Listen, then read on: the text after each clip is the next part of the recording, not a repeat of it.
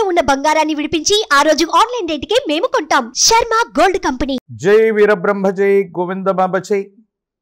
నేను మీ కృష్ణమాచార్య శ్రీ బ్రహ్మపదం. 2024 సంవత్సరం సెప్టెంబర్ మాసం మీనరాశి వారి యొక్క రాశిఫలం. శివాయ బ్రహ్మణే నమః. మీనరాశి వారికి గోచారవశాత్తు ఏలినాటి శని ప్రభావం ఒకవైపు, రాహు సంబంధమైనటువంటి స్థితిగతులు మరోవైపు ఉన్నప్పటికీ కూడా మిశ్రమమైనటువంటి ఫలితాల్లో కూడా సానుకూలవంతమైనటువంటి స్థితిగతులు కనపడుతున్నాయి. కానీ తీవ్రమైనటువంటి నరఘోష, నరధిష్టి, నరపీడ సంబంధమైనటువంటి స్థితిగతులు కొంత మిమ్మల్ని ఇబ్బంది పెట్టేటువంటి అవకాశం ఉంది. ఎంతో కాలంగా విధి నిర్వహణలో ఎన్ని జాగ్రత్తలు తీసుకున్నప్పటికీ కూడా మీ పొరపాటు లేకపోయినా కొన్ని పరిస్థితుల్లో సంజాయిషి ఇచ్చుకోవాల్సినటువంటి స్థితిగతులు మానసికమైనటువంటి సంఘర్షణకు కారణమవుతాయి. అంతా బాగుందని మనం అనుకోవటమే తప్ప కొన్ని రకాలైనటువంటి ప్రత్యేకమైనటువంటి పరిస్థితుల్లో అనుకూల శత్రువుల యొక్క ప్రభావం వల్ల కొన్ని పరిస్థితులు ఇబ్బందులను కలుగజేస్తూ ఉంటాయి. మానసికమైనటువంటి సంఘర్షణకు కారణమవుతూ ఉంటాయి. ఏం చేయాలో అర్థం కాక, ఏమవుతుందో తెలియక మనసు మొత్తం కూడా మానసికమైనటువంటి సంఘర్షణలో ఉంటుంది.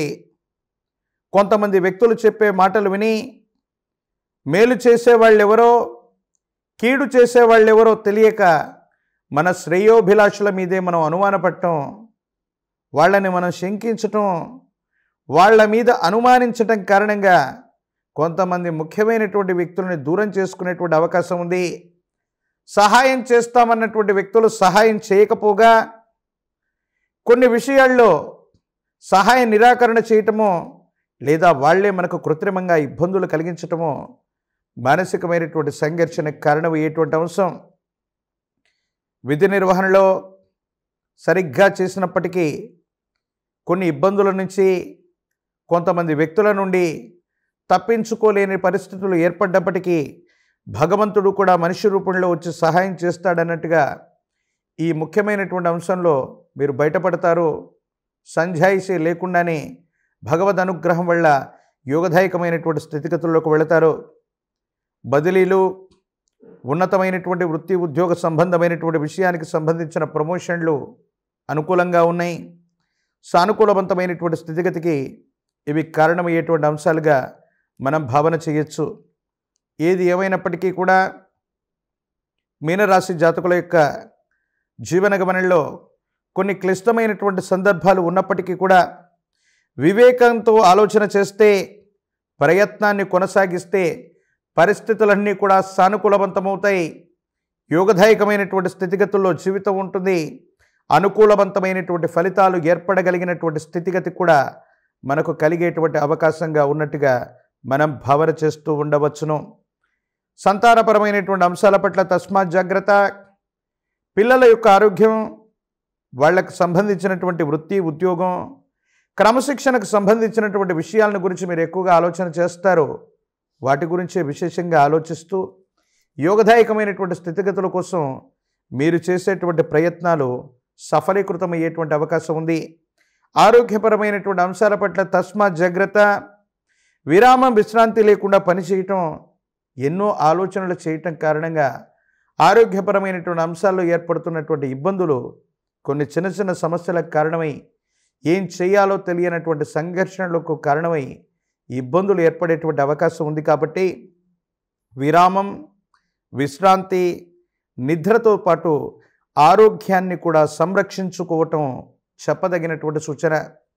న్యాయపరమైనటువంటి అంశాలు, చట్టపరమైనటువంటి అంశాలు, న్యాయ వ్యవస్థకు సంబంధించినటువంటి పనులు అన్నీ కూడా సానుకూలవంతమవుతాయి. చట్ట పరిధిలో ఉన్నటువంటి ప్రతి అంశం కూడా మీకు అనుకూలంగా పరిష్కారం అయ్యేటువంటి అవకాశం ఉంది. ఉన్నతాధికారులు మీకున్నటువంటి ప్రతిభను గుర్తిస్తారు. మీ సేవలను గుర్తించి సరైనటువంటి చోటికి బదిలీ చేయటమో, మీకు సముచితమైనటువంటి న్యాయాన్ని చేయటమో, స్థానాన్ని కల్పించటమో తప్పకుండా జరిగేటువంటి అవకాశం కూడా కనపడుతూ ఉంది. మీ గత జీవితానికి సంబంధించినటువంటి విషయాలు, మీ వ్యక్తిగతమైనటువంటి జీవితంలో ఎవరికీ తెలియని రహస్యాలని కొంతమంది వ్యక్తులు బహిర్గతం చేయాలని చేసేటువంటి ప్రయత్నాలు ఏవైతే ఉన్నాయో ఆ బహిర్గతం చేయటంతో పాటు మీ మీద విషపూరితమైనటువంటి ప్రచారం చేయాలని కొంతమంది వ్యక్తులు ప్రయత్నం చేసి సఫలీకృతులు కాలేకపోతారు. విధి బలీయమైనది. ఎవరో ఒక వ్యక్తి మన జీవన గమనాన్ని నిర్దేశించటమో, మన జీవిత గమనాన్ని స్తంభింపచేయటమో ఏది జరగదు. కాలం, ప్రకృతి, విధి బలీయమైనటువంటివి. మనం గత జన్మలో లేదా గత జీవితంలో మంచి కర్మలను చేసి ఉంటే మంచి ఫలితాలని మనం అనుభవిస్తాం. చెడు కర్మలను చేసి ఉంటే చెడు ఫలితాలని అనుభవిస్తాం. అంతే తప్ప కొంతమంది వ్యక్తులు ఎవరు కూడా మన భవిష్యత్తును నిర్ణయించలేరు. భవిష్యత్తు మొత్తం కూడా పరమేశ్వరుడి యొక్క అధీనంలో ఉంటుంది అనడానికి తార్కాణంగా కొన్ని సంఘటనలు జరుగుతాయి. రాజకీయపరమైనటువంటి వ్యవహారాలు, ప్రజా సంబంధమైనటువంటి బాంధవ్యాల్లో ఉన్నటువంటి వాళ్ళకి అనుకూలవంతమైనటువంటి మాసంగా చెప్పచ్చు. ప్రజా సంబంధమైనటువంటి పదవులు, రాజకీయపరమైనటువంటి స్థితిగతులు లాభించేటువంటి అవకాశం ఉంది. ఇది అనుకూలవంతమైనటువంటి పరిస్థితులకు కారణమయ్యేటువంటి అంశం. ప్రత్యేకించి తీవ్రమైనటువంటి నరఘోష, నరదిష్టి, నరపీడల నుంచి బయటపడటానికి మహాకాలభైరవ వృక్షను మెడలో ధరింపజేసుకునేటువంటి ప్రయత్నం చేయండి. యోగదాయకమైనటువంటి స్థితిగతుల్లో జీవితం ఉంటుంది. అద్భుతమైనటువంటి ఫలితాలు వచ్చేటువంటి అవకాశం ఉంది. ఏకాగ్రతతో కూడినటువంటి విద్యను అభ్యసిస్తే విద్యార్థిని విద్యార్థులకు యోగదాయకంగా ఉంది. నిరుద్యోగులకి ఉద్యోగ కాలం, కళ్యాణం ఉన్నటువంటి స్త్రీ పురుషులకి అనుకూలవంతమైనటువంటి సంబంధ బాంధవ్యాలు కూడా కుదిరేటువంటి అవకాశాలు కనపడుతున్నాయి. ప్రత్యేకించి ఈ రాశి జాతకులు మరిన్ని సానుకూలవంతమైనటువంటి ఫలితాలు పొందడానికి గాను పితృదేవతలకు అత్యంత ప్రీతి కలిగినటువంటి మాసం ఈ భాద్రపద మాసం. ఈ భాద్రపద మాసంలో రాబోతున్నటువంటి పితృపక్షాలు మహాలయ పక్షాల్లో కనుక మీ కుటుంబ సంప్రదాయాన్ని అనుసరించి కానీ, ఆచార వ్యవహారాలను అనుసరించి కానీ, మీ గోత్రనామానికి కారణమైనటువంటి మూల పురుషులు లేదా గతించిపోయిన తల్లిదండ్రులవచ్చు, పూర్వీకులవచ్చు, వాళ్లకు సంబంధించినటువంటి గోత్రనామాల చేత మీరు చేసేటువంటి దానం, అవి బియ్యం అవ్వచ్చు, మంచినీటి పాత్రలు అవ్వచ్చు, వికలాంగులకు మీరు చేసేటువంటి రకరకాలైనటువంటి పళ్ళు పలహారాలు అవ్వచ్చు, వస్త్రదానం అవ్వచ్చు.